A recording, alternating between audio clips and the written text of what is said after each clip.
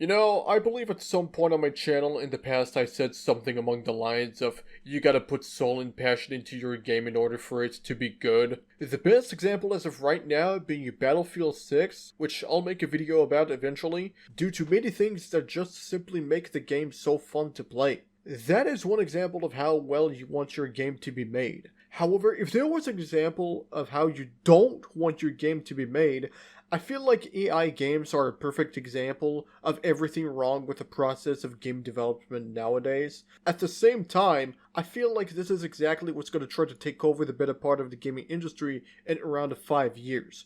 Something tells me that at this point, this is going to be the norm, which is why we can't allow ourselves to normalize this, and if anything, we should speak out against it whenever we see it. Activision has already implemented AI into Call of Duty, and there's a good chance that other companies and devs will see this and think this is a good idea.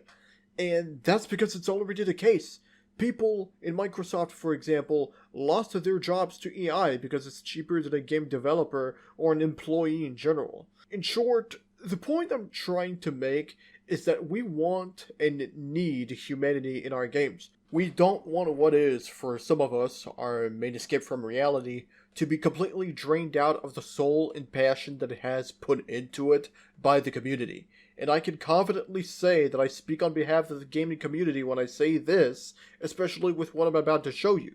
So what you're seeing here is someone who makes a claim, yet so bold, yet so ignorant, saying that AI games are going to be amazing. Now, I think you already know what the general sentiment is towards this, but just in case you want to see it, here you go. And just as expected, a lot of people here are shitting on the idea of a game entirely made by AI, and rightfully so, honestly. Whether you like it or not, AI will never, or at least not anytime soon, be able to have consistency in what it's prompted to generate. And consistency is exactly what's lacking in the video featured in the tweet. The lack of it is so bad, to the point where it genuinely feels like I'm having a fever dream or something. My knowledge of the rules of physics is slowly but surely getting mindfucked out of me the more I watch this video.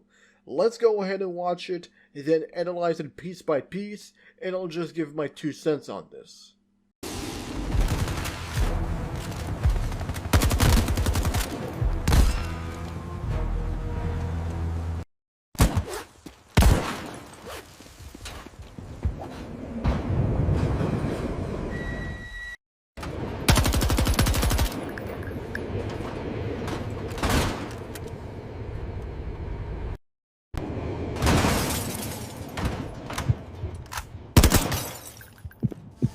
Alright, so I'm gonna be honest and say this. Just by watching this video, I can already feel a headache brewing into my head and I just absolutely hate it. So first off, when the main character first fires, his shots just land in the air as if they hit an invisible wall or something, which is just weird.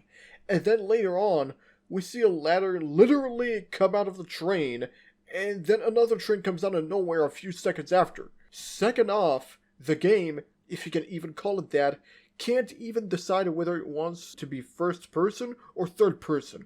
I get that Call of Duty nowadays allows you to play on either first or third person, but at least they let you decide when and whether you want to play either instead of just forcing a portion of the game into either of them. Almost like the game is suffering an identity crisis. Literally can't decide whether it wants to be like Call of Duty or like a Grand Theft Auto. Just pick a game you want to base your project on, bro. Also, I don't know if it's just me, but the quality of the animations literally give me the average mobile game ad from 2018 kind of vibe. Brother, we are in 2025. Almost to 2026, by the way, and your game that I assume is meant to have consoles and PC as its main platforms looks and feels like a mobile game you would see 6 to 7 years ago. Not a good look in my honest opinion, especially considering the fact that this is entirely AI. I get that you want the production costs to be cheaper when it comes to developing video games, but you gotta keep in mind that most of the time, the more money and effort you invest into your project, the better it'll be as a final result for once it's ready to be pushed into the market. AI is undeniably cheaper than an employee who's a game developer. I get that. However, the quality of the product will not be as good as one that's entirely human made. And it just shows that you cannot have one without the other.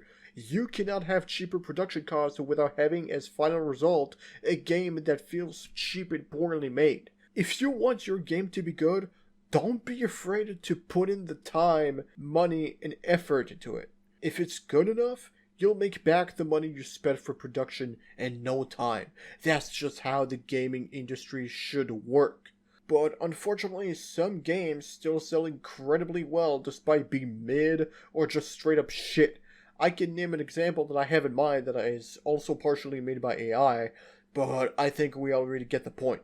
I don't care if your game is free, if it's made by AI, even just partially, I'm not playing it. I refuse to support the shift that some companies do for when it comes to game development to try and normalize AI being involved in the process of making a game.